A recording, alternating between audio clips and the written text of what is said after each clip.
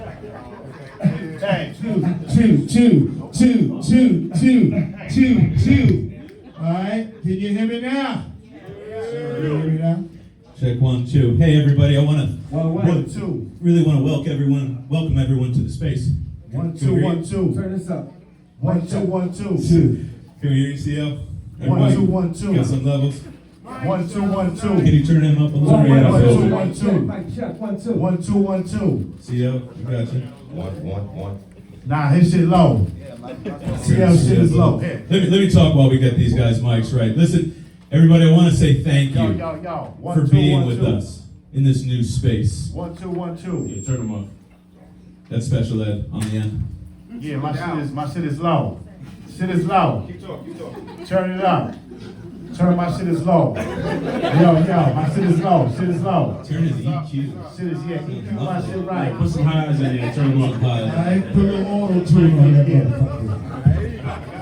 I like where this is going. Hey, City, make sure you can come over and get some good stuff in City. My artist City the Great in the building, ladies and gentlemen. We cultivating, we bringing them forth, we passing the torch. Propagation. And it Speaking of comes down passing from the here. torch, that's why we have you guys here. It's actually, you guys have held the torch for decades. The reason why we are all here and the reason why the National Hip Hop Museum exists is because after holding the torch for so many years and accomplishing so much, it is our obligation as Americans to give you guys your flowers and honor you guys. So right now, can we get a big round of applause for all of our inductees? Special Ed, CL Smooth, Dres, and our host of the day, one of the most important hip-hop pioneers in the history of American music, the one and only Grandmaster Caz. Everybody.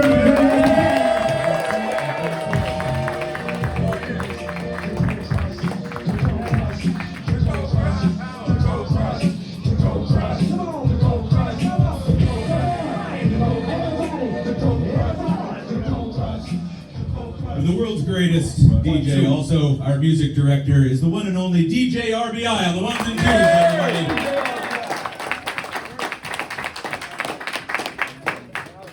Before we get into the discussion today, which will be about how we got here, right?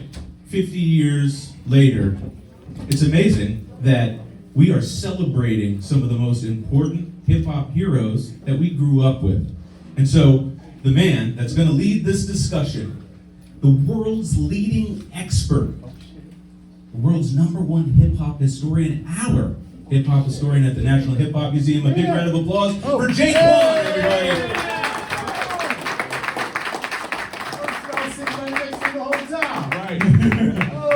Now, without further ado, I'm going to let Jay open it up.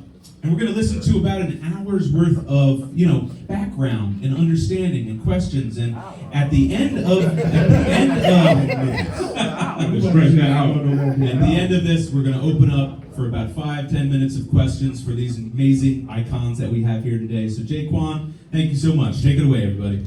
Okay, this question is to everybody individually. We'll start with Ed, and feel free to chime in, whenever it's relevant for the rest of the people on the panel. So, in the year of hip hop's birthday, as a culture, what improvements, if any, do you think we need to make as participants and for you guys as gatekeepers and elders in the culture? What do you think we need to do going forward? Oh, hell yeah.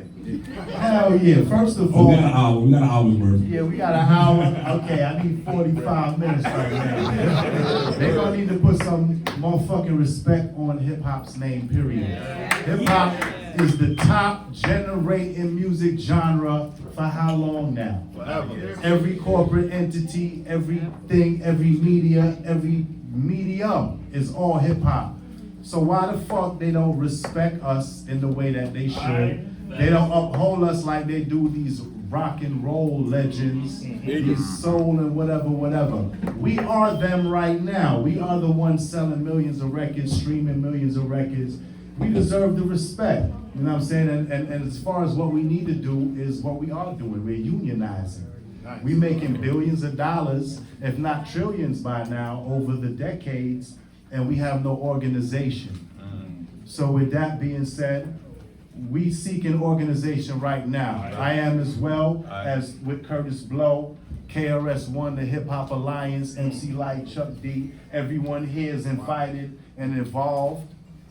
It's the Hip Hop Alliance. You know what I'm saying? Y'all come and we're gonna unionize. We want fair wages, we want retirement, we want health care. We actually just got a situation with SAG-AFTRA, so that health care plan is open to us as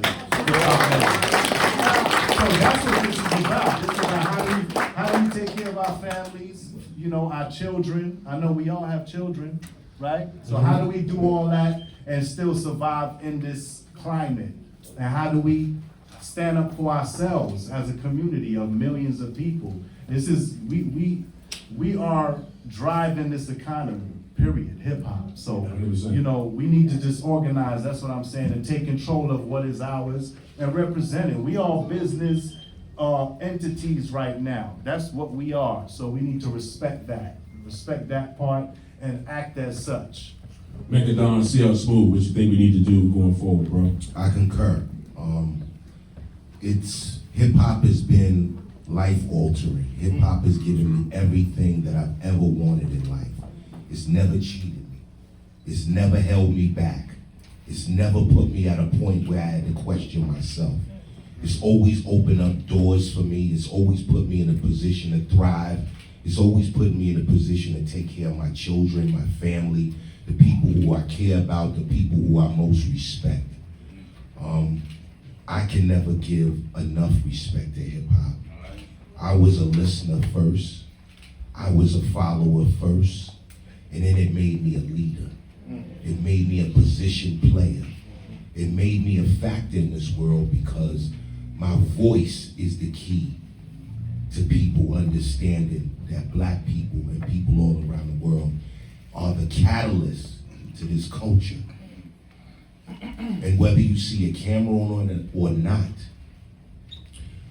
the life that hip hop gives you is extraordinary. It takes you all around the world.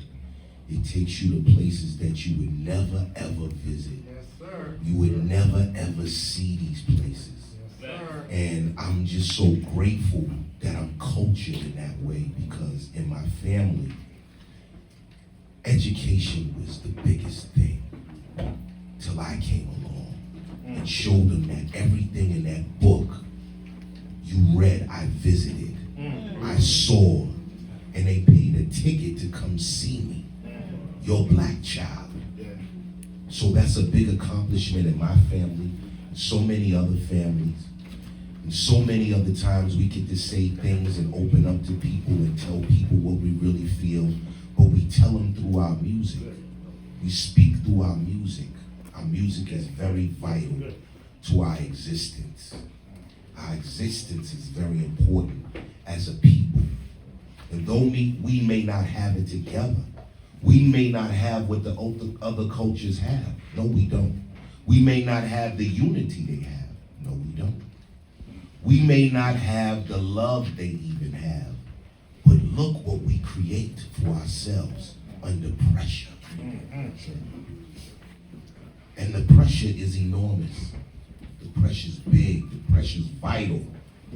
Because either it's going to be cold and we're going to burn it to eat, or we're going to make some diamonds around here. The ones you don't wear. The ones that's in your heart. The ones that's in your soul. The ones that put you in that studio and make you write things that you never thought you could write. You never thought you can say that. And that would be the impact of your life that would carry you through 30 years later. What's up? Dres.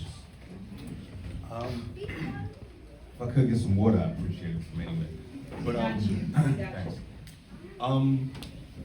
Listen to my brothers and yeah, very well spoken. Sincerely, great things come from hip hop.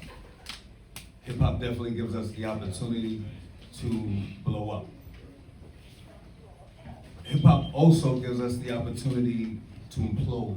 You know what I'm saying? And one of the things that I'm seeing in our culture is the willingness to implode. You know what I'm saying? Like we're in a pitchfork situation, there's a variety of ways this can go. You know what I'm saying? And sometimes when I'm looking at all of the things that hip hop has afforded us, I question where we're willing to go. We don't have to go anywhere at this point but up as a community, as a music, as a genre of music. You know what I'm saying? Like, Turn him up a little bit. Turn Dres's mic up if you can. Check. 1, 2, thank you. I feel like right now it's a shit or get off the toilet. It's a do or die situation. Our lives are at stake, and we gotta pay attention to who the gatekeepers are. We gotta pay attention to why you don't hear our voices until right now. That you didn't know what we thought until right now. And we think. Look at the motherfuckers that we're following. Yeah. Like they do have elders that think. But you wouldn't know that because of the gatekeepers, because of the way that we're willing to walk this. Everything that brother spoke to, speaks, exists. But beyond that is where we're going. You know what I'm saying? And yo, I applaud the union. I pray that that's what becomes available to us. I as well am trying to, educate brothers to their publishing and things thereof and how to get it back and, things that I'm doing. And as I'm doing it, I'm relaying it, you know what I'm saying? Because I'm literally having the conversations with people. I'm getting phone calls from motherfuckers that don't call me because I'm giving up game. And niggas is like, yo, what are you doing? And this is no bullshit. I went yesterday. Each one teach one. From an executive that's way up there. And he made me laugh at him. Because he tried to lean on me. And I'm like, nigga, you soft as baby shit. Right. Like, though you don't know me to be who I am, I know you to be who you are. And you ain't gonna do nothing.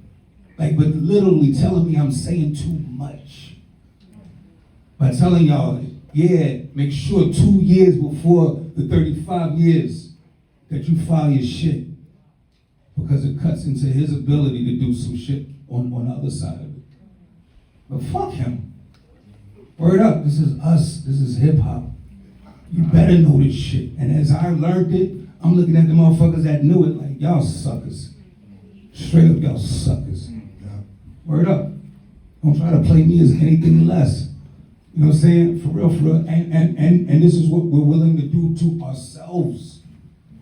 This is internal. We have the opportunity to really own our shit, to dominate some shit, to create a fucking real legacy, a dynasty. We shouldn't have to sacrifice a community so that 1 or 2 or 3 could do well. Fuck that. That's where the crack game meets the rap game. And we done seen the results of the crack game. It's a different game. This is us.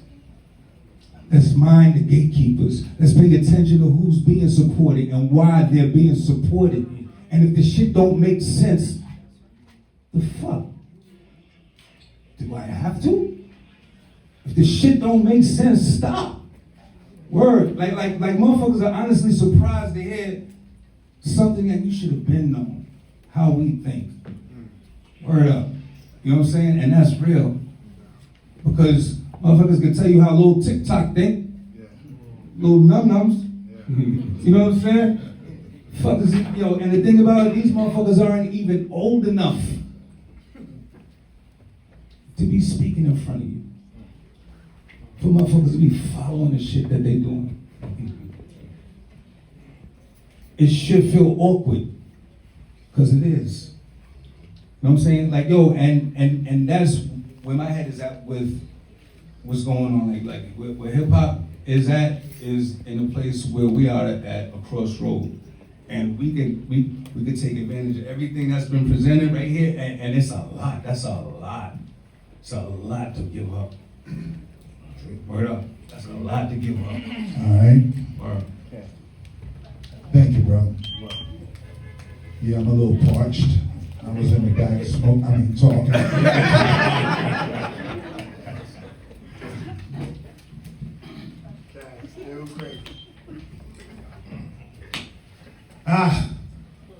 All right, my question is, in the wake of the new way that music is being recorded, marketed, and distributed, what changes have you made to navigate the new way that things are going on now in music? Start with you, Ed. Well, for one, I don't really participate in the rap race. I ain't worried about rapping. I have a nonprofit organization called Special Ed Arts and Literacy. And what I'm doing is I'm taking the last 35 years of my life and making sure that I can educate and enlighten some youth coming up into this game. I see a lot of youth coming up into the game and the mortality rate is crazy. Yeah. They come into this game to die right now. And that's not what we about, and that's not what we want. So I'm reaching out and educating them as far as, first of all, the mindset. Why are you coming into hip hop? What is your position here? What is your message here? Because you can't come in here thinking that you're gonna bring the streets to art and then live to tell about it. You gotta be a businessman if you come in here to do business. And if you on the streets, then you do that on the streets. That don't work on camera, because you end up in a nice little cell or under the ground.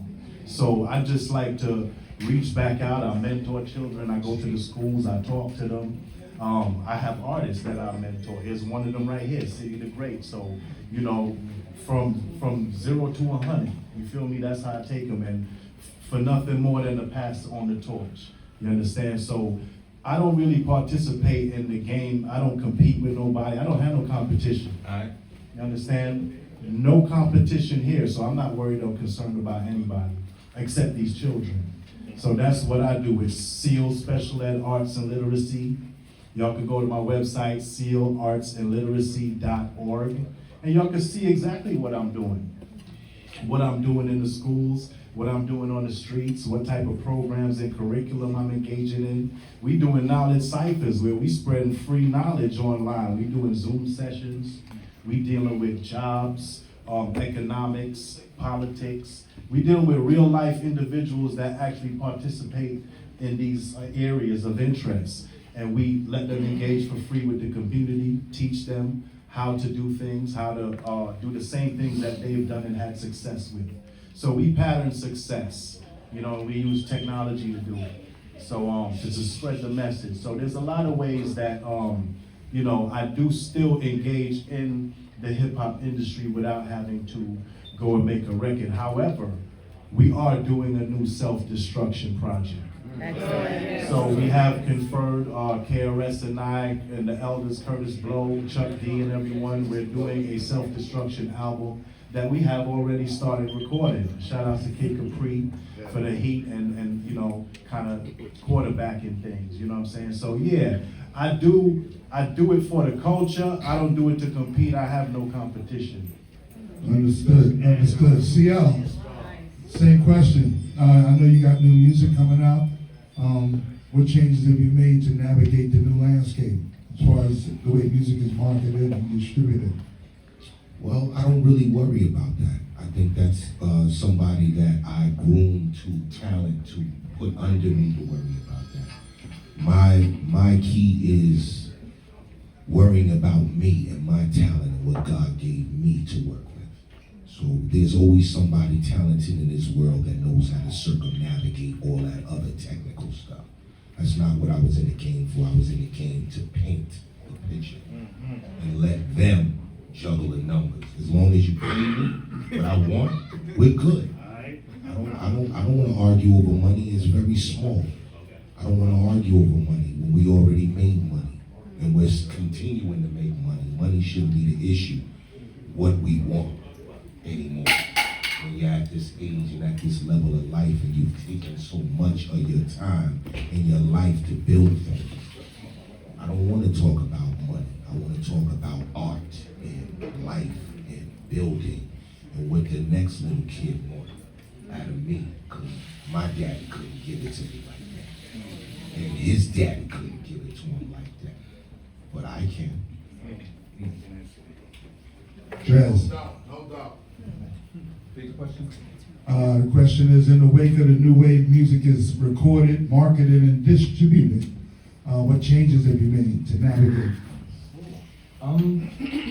Well, I think for me, it's just definitely been a process of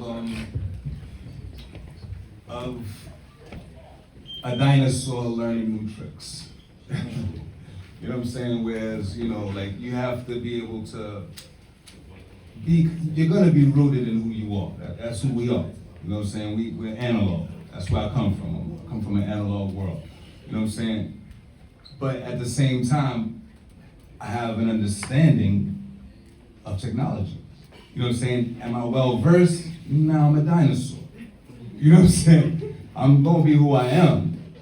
But in my mind, I'm always gonna be willing to be a megala dinosaur. You know what I'm saying? With the Pikachu's transport, whatever the Pikachu's transfer into. You know what I'm saying? You gotta be willing. You gotta be willing to be that. You gotta be willing to be that in your mind. You know what I'm saying? And that's just to say that, yeah, I'm gonna be a dinosaur, but I'm willing to what's the word? They transform or what have you. It's an elevation though. You know what I'm saying? They're an accelerated version of themselves. That's right. You gotta be willing to be that in your mind. And that's where you meet the younger generation. That's where you're able to kind of find a space where you're gonna speak to dinosaurs because you're a dinosaur. You know what I'm saying? So the analog heads, they're always gonna get me. You know what I'm saying? They're always gonna get me. But I gotta be able to walk a middle ground. You know what I'm saying? And that's the same way I felt about hip hop when hip hop was young. You know what I'm saying? Like, we had to find a way to talk to middle America just as well as we talk to the block. That's good business. You know what I'm saying? That's good business. We were one of the groups that were able to get on television to come into your home in middle America. That had to be the right groups. They had to say the right things. They had to represent it correctly for it to be palatable to everyone. It was a time just like this. There was a lot of crossroads. They were talking about it was a fad and shit thereof. Look what that fad turned into. You know what I'm saying? This shit feeds a lot of motherfuckers on a lot of different levels. Word up, from clothing to fucking camera work to videography to fucking before we even get to the stage. And the light man and the sound man. You know what I'm saying? Yeah, the ticket taker.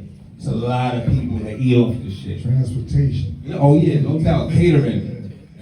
Everything. You know what I'm saying? Before we even turn the mic on. You know what I'm saying? So, like, yeah, man, like, the music has to be able to be palatable. So that way it markets itself to a degree. To a degree, that's where you kind of get someplace where the gatekeepers that exist might not put you. Because there's a lot of gatekeepers. Yo, ageism in this shit is ridiculous. Ridiculous. This shit is sad. The ageism is sad. Whereas, you know, like there's a lot of shit, especially as a elder black man, that we have to counter. Because my intent, I'm a Rolling Stone. I'm Kiss. Yeah. I'm gonna be rocking this shit till the wheels fall off. Yeah. Period. That's what I'm here to do. Word up. I'm here to rock until I can't. Until there's no more music in my heart. You got me. You know what I'm saying? Word up. That's what I'm here to do. Until I can't do it. Word. And in my heart, I'm like, yo, how fucking lucky am I? Word. How lucky am I? Word up. But just to say, like, yo, like, put your music in a place where no matter is timeless. Speak to the people, speak for the people. Word, like that's how you do it. You know what I'm saying? And that's my intent. I intend to keep doing that. All right. Moving to the next question.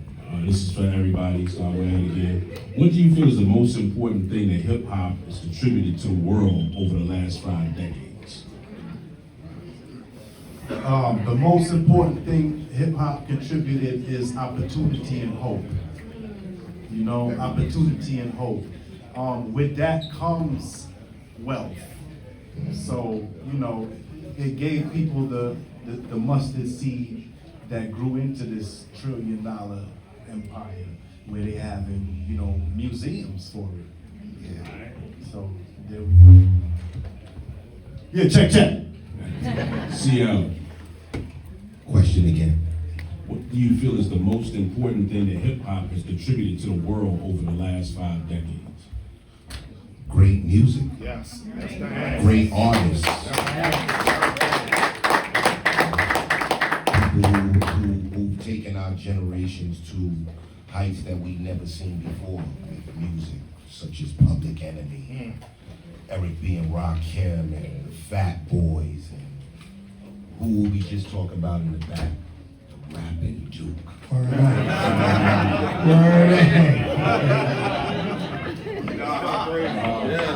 Everybody knew that.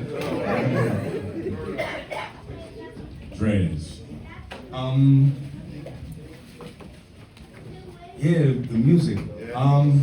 It's given us, you know, our generation's Marvin Gaye's, and you know what I'm saying, it's given us our generation's, you know what I'm saying, Nina Simone. You know what I'm saying? Like it's given us, yeah, Barry, I see you. You know what I'm saying? I see you. You know what I'm saying? But it has, you know, like it's given us, and you know, I dare say a Pikachu that's advanced. No, I'm stop. But just to say, it's given us some, you know, like something that's palatable just for us that we created, much like the soul singers of the 50s, 60s, 70s. You know what I'm saying? Like that was for them, the doo-wop. This is doo-wop, but on steroids. You know what I'm saying? And it's ours. Like we own it, we created it, and we're in a place where we could literally lose it because there's so much money getting thrown at it. There's so much money getting thrown at it that motherfuckers is willing to sell whatever the fuck they got to sell. Word up, whatever they got to sell. I've never seen motherfuckers Sell out. willing to do so much for so little. Word. Like, Grandmaster Caz is taking a phone call. Grandmaster Caz is on the phone. Hey, I'm on the phone with LL Cool J, okay?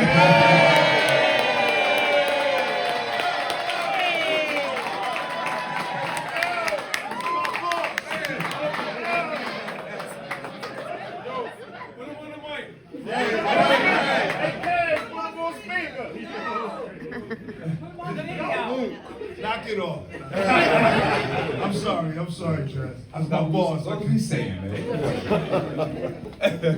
I'm serious, what was he saying? You were saying there's a lot of money being Oh, yeah, that was hilarious. But actually, the next, before you get too deep into your thing, the next question that I'll be asking is going to be directly related to what's going on with you right now, if you're able to talk about what you got going on. So just keep that in mind. Okay.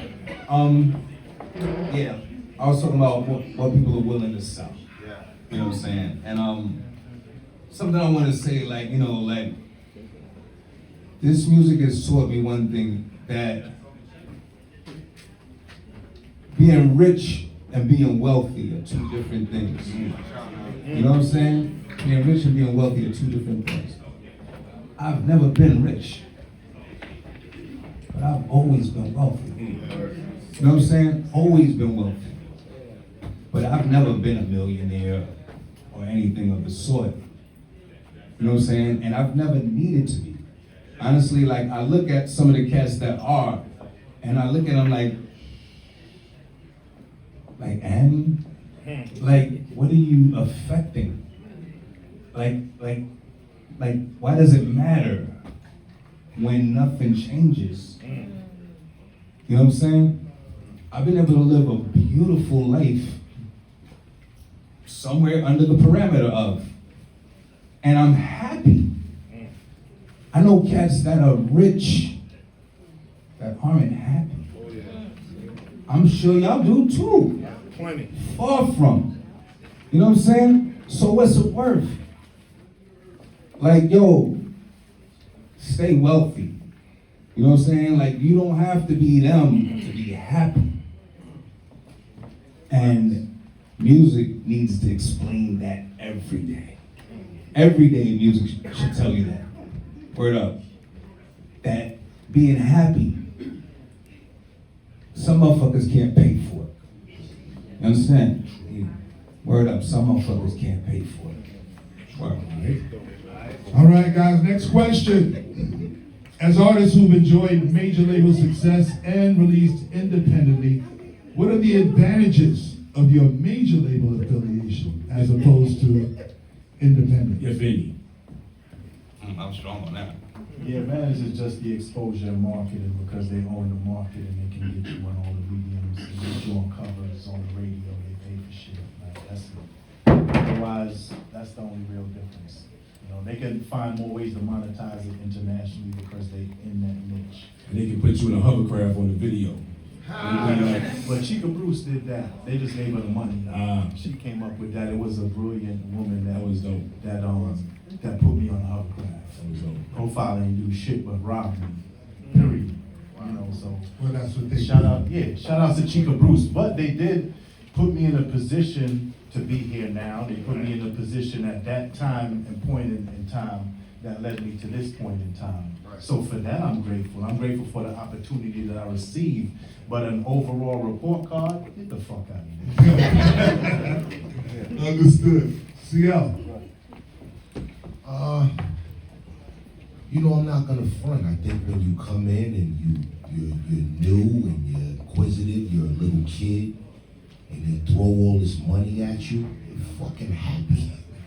You're fucking, you know you're happy. Something's gonna change. I don't know if it's gonna change for the good or the bad or the maybe or the sad, but I'd rather take a chance with the money because you're taking your family and you're doing something for your child that you could never was done for you. So that was my impact. Whether they were robbing me, that we had to get to that point to understand what they were taking that I didn't want them to take, of course. But that comes with knowledge, that comes with experience, that comes with the depths of losing and winning, and what you get out of it and what you don't get out of it. Your experiences are your riches. So when I look at it, it was a little kid that got an understanding of you came from nothing and then you got all these cameras and they take a picture of you and they put you here and you go over here. How are you not going to be grateful for that? And they put you on a record with Johnny Gill. Yeah, how are you not going to be grateful for that? So my journey was a little different where I didn't have to necessarily, I wanted to be rich and I did that. And I got poor again. And then I turned around and had to get rich again. But I had to understand that it really wasn't me anymore. I was walking what God chose me to do. So it wasn't up to me. This is not me with my talent. This is what God gave me to work with. And this is all that it is. And what I do with the big bag of money, I used to I still don't care about money, but it's important to ward off the devils, the evils, the people who don't understand or care where I'm coming from or my people, what love, what concern, what health they have, how can I protect them? This is what my music is about because I knew I lived my music. I lived every word of it. So it wasn't about, were you rich? It was about when somebody heard you, you knew you was rich. Nobody got to give you no money now. You knew you were rich because they could hear you now. And this is power. All of this is power. It's a voice. You can't duplicate it. If I ran for mayor with these guys, I could win it in any town because it's a voice you need. It's a direction. And then we're not coming here with somebody who, doesn't have, thinks like me. He thinks different. He thinks different. He thinks different. He thinks different. But at the table, when you have different minds, it creates one big good decision. And then when you go independent, then when you do all these things that gave you the experience to not be afraid to be independent, then you're fine. You know you know what to put under you. You know what people to hang around. You know what talent to put around you. You know what writers. You know I can only hang around. They say in the Bible, bad things spoil useful habits. You understand? So it's like if you want to hang around somebody and you want to grow, then you're gonna hang around somebody who's gonna water you and give you that sun to be independent. You gotta think independent. These companies can't just say you're independent or you do this or you're a major, you're in a major. You're never major till you get your mind on a major move of being independent. And that means circumnavigating your life in a way. When the cameras are off, when you're not signing autographs, when people are not calling you out of your name, this is the life. When you looking in the mirror, that's the life. That's the life right there of independence. So that's me in a nutshell. You gotta be industry to talk these terms. I'm not really industry. I'm just pro people. Understood. Dres, advantages to being a major. Yeah, man, the majors one of the things that I learned real quickly is how business shit is. How business it is. You know what I'm saying? Like, especially as an artist, we go in there with our heart. You know what I'm saying? We lead with our heart. And that shit, they might as well be analyzing piss. They like, yo, you should piss, and then, all right, they're walking down the hall with your piss and it goes to the lab. And they, all right, this is number, da-da-da-da. Your shit really winds up becoming a number, it's number, da-da-da, And it blew my mind when I started just looking at how sterile shit was. And when I found out, I was on Mercury. Mercury is owned by Polygram. Polygram was owned by Philips Light. Philips Light don't give a fuck about my album. And I knew that. You know what I'm saying? I knew Philips Light didn't give a fuck about my album, but they own Polygram. You know what I'm saying? So I learned real quickly. All right, this shit is not about your heart. Real quickly, it's not about your heart. And as much as an artist is gonna lead with his heart, still gonna lead with your heart. You know what I'm saying? It's about the business. It's about what you're gonna turn over. It's about what you're gonna bring to their table. And not even Polygram's table, Philips Light table. Can Philips Light know who you are? You know what I'm saying? If you can get Philips Light to notice you, then you're in good grace, and the label fucks with you. The label fucks with you, they will put the machinery behind you to put you in everybody's fucking face. Which is something as an independent can be done, does happen organically sometimes, but that shit is hitting lotto. That shit is hitting lotto for real. You know what I'm saying? There's plenty of motherfuckers be worthy of it, but plenty of motherfuckers that's gonna be in the machinery that's gonna be put in front of them. You know what I'm saying? And that's just the way that the business is structured. I had to learn that. I also had to learn that, you know what I'm saying, once I went independently, all of the things that a label does for me, I had to learn how to do myself. From manufacturing, distribution, to promotion, everything. I had to walk everything on my own, and it's good that I did. You know what I'm saying? It's good to have an understanding of both sides because you begin to see where the label puts you in a place that you can't put yourself.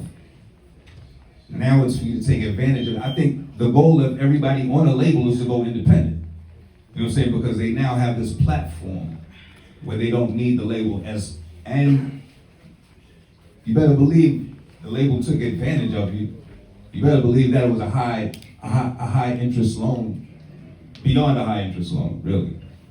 But you know, you want to sign something short term, so that you can use what they've afforded you to do it for yourself. You know what I'm saying? And that's really kind of what it should be. That should be the template. At the same time, there's plenty of people that are afforded amazing lifestyles and the times staying under the umbrella of the label. You know what I'm saying? A small portion.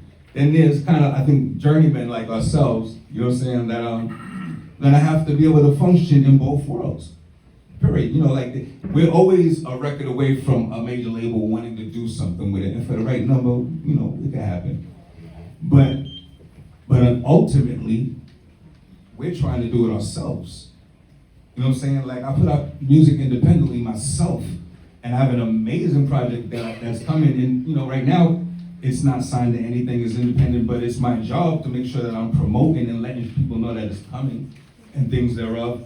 One of the things that I also gained from a major label is a building full of lawyers. You know what I'm saying? Like, trust me, anytime somebody uses The Choice Is Yours, it's a building of motherfuckers I can call to make sure I get paid.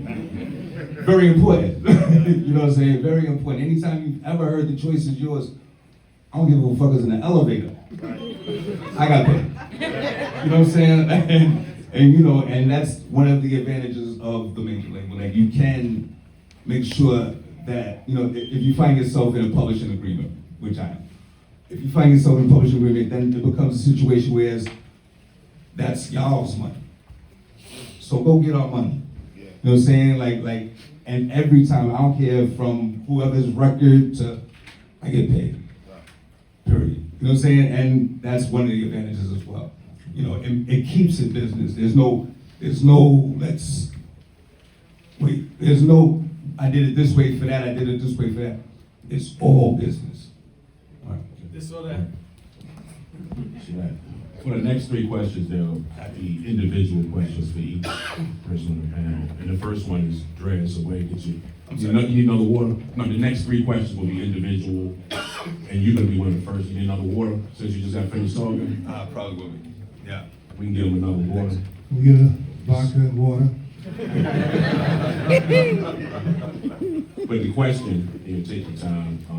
If you're able to speak on the class action lawsuit that you're spearheading, how long did it take you to put your case together, or you know, your assets for your case, and what influenced you to do it at the time that you did it? If you're able to speak on that. To be honest, I'm not able to speak on it. You know what I'm saying? Like, I definitely would rather not speak to it. So I got another question for you then. It has nothing to do with the business. Sure. In a tradition of songs that started off as just songs on the album, and then a remix became incredible. What made you guys remix The Choice Is Yours? Because I mean, the remix is so not the original. Well, it was the second single. And we come from an era when whenever your single came, whatever single it was gonna be, it got a remix.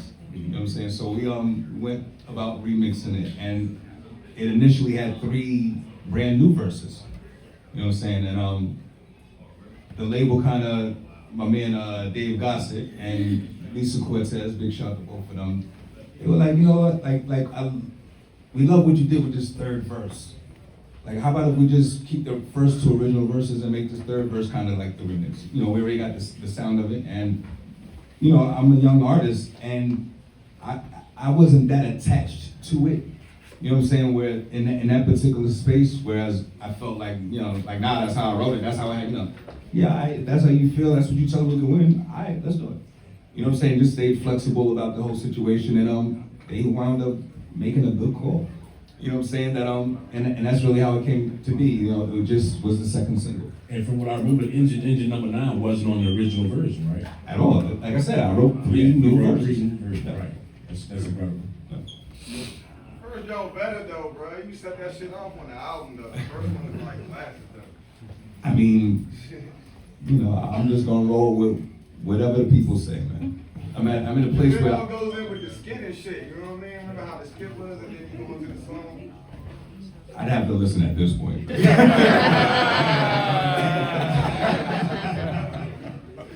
I'm like, you know, like, cause honestly, like, it's like, a lot of cats, you know, like, I've done 4 or 5 solo projects since the 2 albums that, you know, people are always gonna want to talk about. Sure. You know what I'm saying? Like, you know, so there's a lot of music in my catalog right now, but people really just kind of identify me kind of within a certain space. Sure. So it's been a lot of music for me to just be like the skit right before the, you know. And you don't remember At all, like you know, like not that I don't remember, but but the sequencing is a lot. Yeah, You know? sure. All right, special ed. Coming into the industry as a team, are there any precautions that you would offer any young aspiring artists? Oh, hell yeah. Don't trust nobody. Don't trust none of them lawyers, especially if, you know, they was introduced to you by someone else in the industry. Find your own attorney. But I would say just do your due diligence. Now, there's a lot more experience. There's 50 years of experience to learn from. When I came in, there was very little. And my parents, they came from Jamaica, so they had no knowledge of the business going on here in the American recording industry. So they couldn't help me. So we had to navigate and figure it all out on our own. But now, 50 years later, there's commonalities, there's standardizations, there's shit you expect, and some shit you may not expect. But it's getting better with us knowing our worth and knowing what we can command. And that's all you have to kind of learn from. And a lot of children are doing their due diligence, and they're also involved in that technological aspect into it, which we still have to sit down and deconstruct, because who came up with that shit? Yeah. You understand? So, you know, overall, that's about it, man. I would say just doing your due diligence, do the knowledge, and you know, just keep your antennas up, man. Trust is a very powerful thing. I've been through a lot, 35 years of hearing a lot of shit, you understand? So just imagine that. You just gotta have a lie detector built in. All right, last question. CL Smooth, you stress the importance of family and education all throughout your career, all throughout your music, your lyrics. What do you think, if anything, the recording industry should do to restore some balance in the content so we can get it back like it was, where, you know, you had a certain amount of NWAs, you also had a Bismarck, and you had a CL Smooth and Pete Rock, you had a Kid to Play. What can we do to balance it? What can the industry do, in your opinion, to balance that?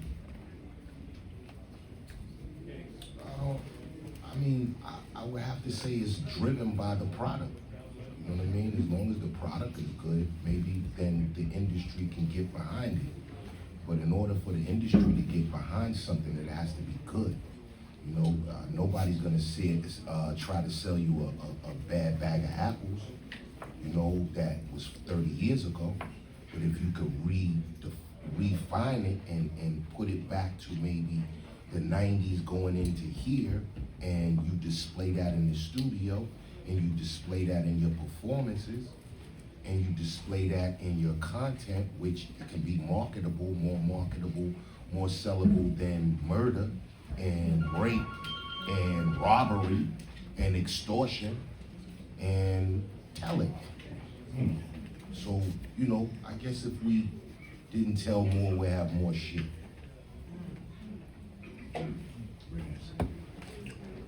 Yes. That's it. Hold on. We actually promised everybody, because here's the thing, right? You guys are so deep and you talk amazing stuff, but some of us fans have like silly questions about skits, okay? So we're gonna just take a little 5 minutes. Don't make the longest questions. Don't ask them about their favorite foods, okay? Well, right now, okay, because these guys, everyone wants to talk to you guys, you know? So right now, if anyone has a question, go ahead and raise your hand. Got a question? Yeah, I want to start first. This kid from the DMV, I know each one of you. You guys gave me the opportunity, working at BET, to let them listen to me and make Rap City. Right. Okay?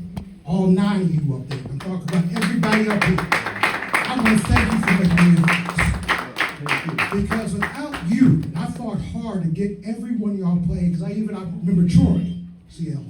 You know what I'm saying? I got nothing but love and respect. But I want to ask you something about hip hop right now. Okay. Gee, I hope they know your kids that hear this. Doesn't hip hop need an enema because they got so much garbage out here? I'm not putting down any artists or putting artists who make money, but the core of hip hop. I don't want everybody to sound like you guys and do the 80s and whatnot. But come on, if I had a nickel for every time I could put all the mix together and they all saying the same damn thing. 2 Live Crew, too much, too about the amount of money, bitches and everything. Excuse ladies, I'm sorry. I'm just saying, what do you think it's going to take to bring the culture? Because they're selling out more than building. They're just making their money, running with it. You're not going to hear it in 15 years from now. CL, let's have CL answer that. What do you think? Because everyone has an opinion about the stuff that we're hearing right now. What do you think about that? Well, you know, when I look at it from my perspective, their lives are far more interesting than their music. Correct. So that's what drives me to look at them and say, well, this must be a different avenue for me, because when I was growing up, we wanted to be deliberate about what we were doing because we wanted to get out of the street. Correct. Once I got some money, I was out. I wasn't trying to go back to be around some poor, hungry lions, and I'm not hungry like them anymore. So what drives them is different, and what keeps their light on is different, because I'm not going to jail with millions of dollars. I just can't do it. It's not built in me to be restructured like that, to take my money. You give me, now you're giving me, instead of a couple of $1 million, you're giving me $5-10 million from poor, and then you're telling me to go, and then I'm gonna buy some jewelry, which is overpriced and is not worth it, so you ruin that money. Then you go buy a couple of cars, you ruin that money. Then you buy the house, a big house, and you don't even have that many relatives, and you ruin that money. And then you turn around and you have a bank account that you let somebody else run, and you run it, and you ruin that money. So everything is about the backward shit of it for somebody to get rich now. When they were stealing from us, they were masterminds. They were like scientists of stealing. This shit right here is like, all you do is I gotta give you $7-8 million and you be on Rikers Island. You know, with $7-8 million. And who's getting that money? Who's getting that? You know, I never talk about money till I seen that. Till I seen that, my mind was on the art of it, the structure of it. Now I see what he does with his music. I see what he does. He runs a Rico.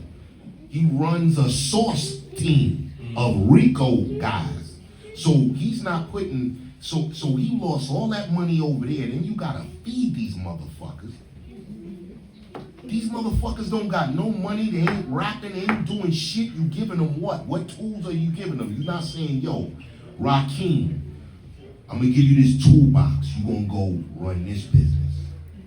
Yo, Shitty Cuz, I'm gonna give you this, and you gonna go over here and sweep all this shit up, and we gonna run that business. You giving them guns, you giving them drugs, and they coming back to you with the shit. So what kind of business is this? It ain't music. It can't be, because we not that stupid. Now I'm sounding like Dres, because you know this shit ain't making sense no more. This shit ain't making sense, and the music ain't making sense neither, because the business ain't making sense. So if nothing makes sense, what the fuck we talking about? But you hit it right on the head. If they spending that for that, you gotta imagine for what? Okay, but then you gotta What they go, making? you blew that money, because that's what it looked like. But it looked like. Then you gotta pay your lawyer. But who's richer? Hold on, you gotta pay that lawyer, the music lawyer first. Then you gotta pay a criminal lawyer. Right. And that nigga want way more money than that music lawyer. The music Well, lawyer, the music lawyer can refer to criminal yeah, lawyers. so he's gonna refer you to his cousins. And they gonna keep that money. They gonna keep that money. And they gonna, so they kept the car money, they kept the car money, the house money. Where's your kids at? Where's your mother at? Where's your cousin at? Where's your grandparents at? If they go So in, what we talking if they about? go in 5 How you gonna million, do a show on Rikers Island? How you gonna do a Just show in the day room. in Attica? How you gonna do it? Where's the other money going? And then wait. You tell him. After I just fed you. Oh yeah, let's get to that. Then we're telling him. After I just fed you all this money, I just gave you a big slice of my cake out of my shit for you to tell on. to be porcupine. So that's the new music. That's the new music. What I was rapping about is like, what's that? A dinosaur, right? Yeah. But some people are happy To and be a content dinosaur, for to real. be a dinosaur. Yeah. Because there was values and, like there was something that we stood on. And I'd rather get off There was my something couch we than stood get on. out of a cell. I'd rather get off my couch. It's that simple. Any day. It's that simple. That's real. Any Do you want to go to the graveyard? Do you want to go to jail? Or do you want to get off your couch? We got enough time for like 2 more questions. But that was the most thorough. I gotta struggle out here to live well in Yeah, here. round of applause for that answer. I'm more Do interested we in all their agree? lives. I think we all agree. Does I'm more anyone have interested in their lives than their music. It's really the true. Music is a secondary. The music is the ploy. Let's go with another question right here, young lady. It's really not a question. Hey everybody, I'm Zakia Ali. Hi. I'm a doctoral student here at Howard University. But I taught at Tilden High School in Brooklyn. And I just want to say to all, I want y'all to stop staying on the periphery of education. Right now, education is making so much money off of hip-hop pedagogy. You all brought this conversation about anti-racism to the table, and I need y'all to stop being on the periphery of it. Stop letting everybody else tell us about how black males are supposed to feel, fetishizing the social emotional learning of black children. Y'all started the movement, but you're not getting paid from it. So that's a niche for you to start building up your money. Oh, real quick, I'm gonna let y'all know, DJ LBI right here, real quick, Jeremy. Go ahead. I am a hip hop professor now at GW, George Washington University, so we've already broke the Grandmaster Caz, Master G's popped in. I reached out to Caz, I think Caz is too busy. I'll talk to him too. But yo, let's get that conversation going. I just want to answer you directly because I'm of the same mentality that you are, and that's part of the reason why I'm there. All right, so let's get that going. I'm gonna put that out. And I'm on the lecture circuit as well with Grandmaster Melly Mel. I'm bringing in Grandmaster Caz. We're visiting colleges and universities. Can we collaborate? Yes, let's talk before I leave, definitely. All right, I'm very. We're gonna take 2 more questions and then we got to take a break because we got to induct these guys. I don't have a question, but I do want to commend all of you. I think I'm the first hip hop fan. I was grown when y'all started rapping, and I was rapping right with you. Dres is my son. I'm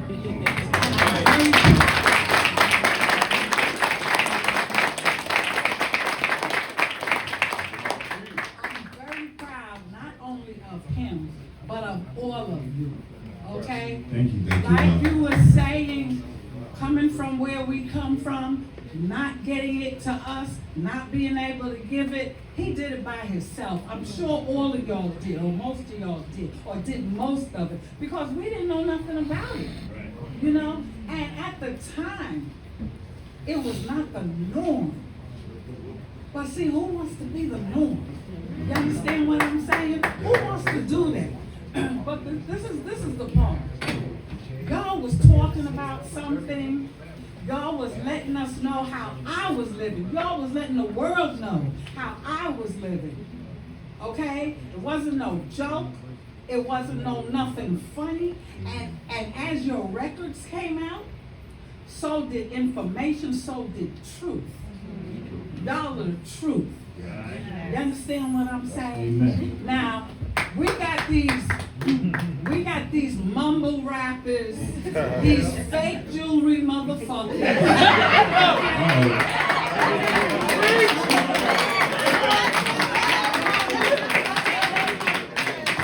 borrowed cars, and that's my cousin's mansion.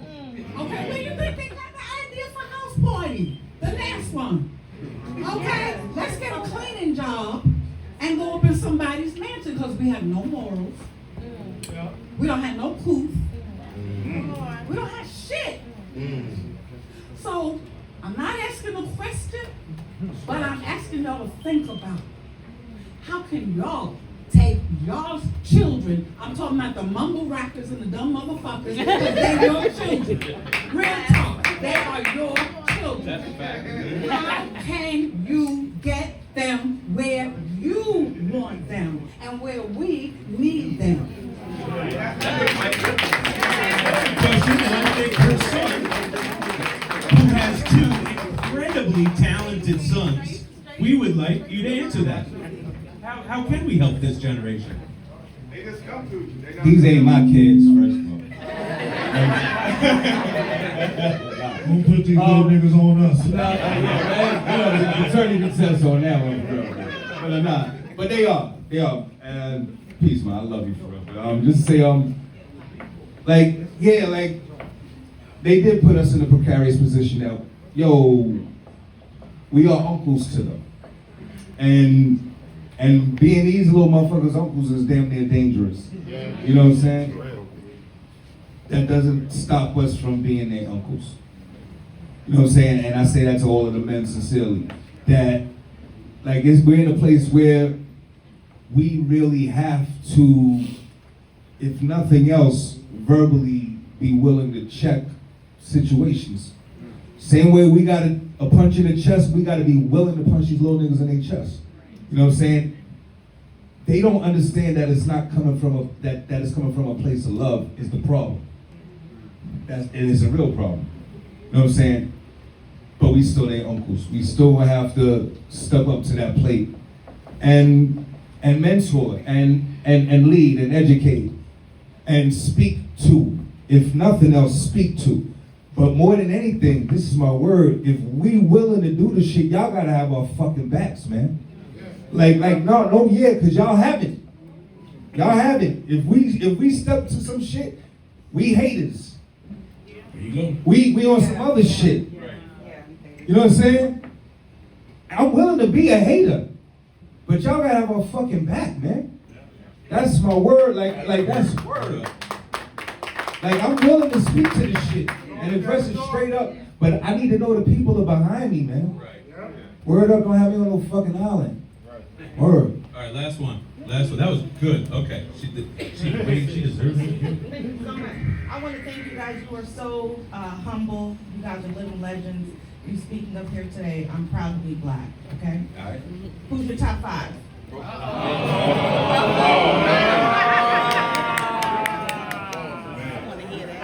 So we're gonna be here for 3 more hours. You gotta say Caz. You're looking at me like you have it ready. Do you have the top 5? I don't have no ready. I like a lot of artists. I was inspired by many artists, and you know. Top 5 artists that inspired you. Go. That was my question. Top 5 artists that inspired. That inspired you personally. That was my question. To be who you are today. Top 5. You do top 3. See, I'm a Stevie Wonder type. Stevie Wonder. I like Smokey Robinson. Smokey Robinson. I like R&B. That's where I come Right, from. right. You talking about rap? Yeah, I like when they started rapping, but as far as music, I like Michael Jackson, the Jackson 5, and shit like that. You know what I'm saying? I like music, soulful music. What about West Indian music? Oh, Jamaican. Jamaican music? I love West All Indian. day. What about you, C.O.? What'd you grow up on? Anything West Indian and cultured. I love all cultured music. I love mostly jazz. Jazz and reggae are tied. I like a lot of jazz. I like it varies. I like Miles. I like even some white artists. It's just jazz to me. Yeah. It's just that's what I woke up with. So, and as far as rap, I would have to go back to the beginning, like when I first heard Like I heard records, but when I heard Sucker MCs, I knew it was over. Yeah. I knew it was over when I heard that. Is that what made you want to rhyme? It made me want to do anything. It made me want to do any and everything. Like have everything. So that was like the opening where you just said they can't deny this. This is all over the place. It's like the plague. And then after that, it was like Who inspired you is a better question. Yeah, who inspired you? Because then I can inspired? answer that. Yeah. In rap. Okay, we in can talk rap, about yes. Right. Run DMC, LL Cool J definitely inspired me. Like he inspired me. Houdini, hell yeah. The Fat Boys definitely did it for me. Funky 4 plus 1 more and did it for me. And Curtis Blow, Curtis Blow was like. Curtis Blow was Michael Jackson at one time.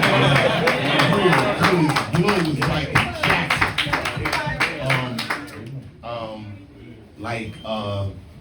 In Public Enemy, for somebody to say what they're saying and be so militant and so driven, it's an influence and have to see a motherfucker dance like that. God damn. Who inspired you? I had some MCs that really that were extra cool to me. Just Ice being one of them. Just Ice was dope. He was obviously dangerous, but he was obviously intelligent as well. You know what I'm saying? And I like how he walked it. And the shit was dope. I also was crazy about Tito from the Fearless Four. You know what I'm saying? I was able to identify him in the crowd. You know what I'm saying? And I just liked his walk, you know what I'm saying? And always identified with him as an MC. This man sitting to the right of me. Yes, sir.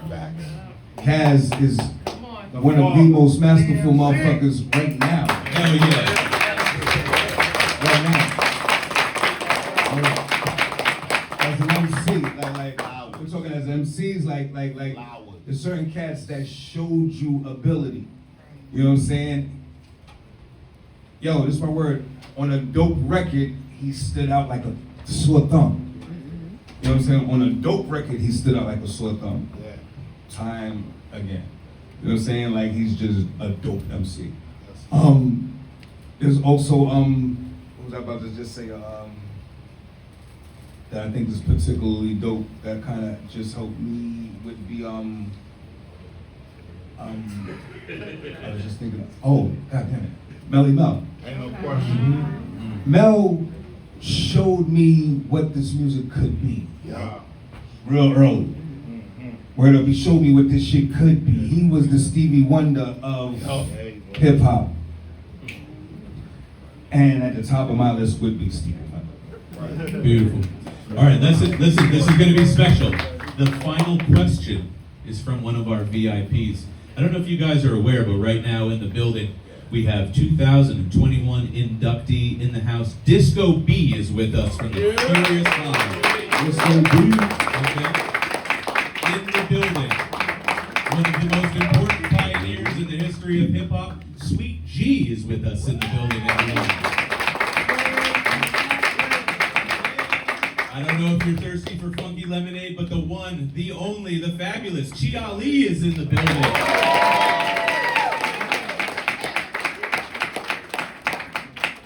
And don't catch yourself on the wrong side of the tracks, because my personal favorite MC, 2021 inductee, the one and only Elda Sensei is in the building.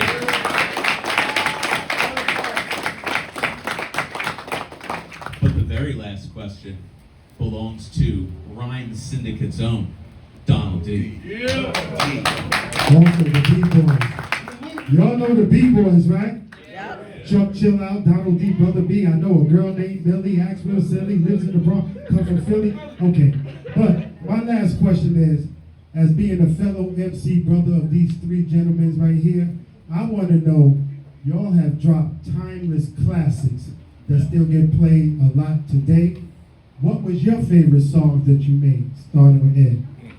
That's a great question. That's a good question. Favorite songs that I made, I like Taxin', man. Taxin' was one of my favorite songs on the album. And that's probably one of the first songs I recorded, and it had that fire to it. That's probably why I feel that way about it. But I also like Kryptonite off an album I released called Still Got It Me. I did that independently. And Kryptonite, it was, you know, that whole album actually was very soulful and spiritual for me. So yeah. CL Smooth. What's the question? Your favorite song you ever made?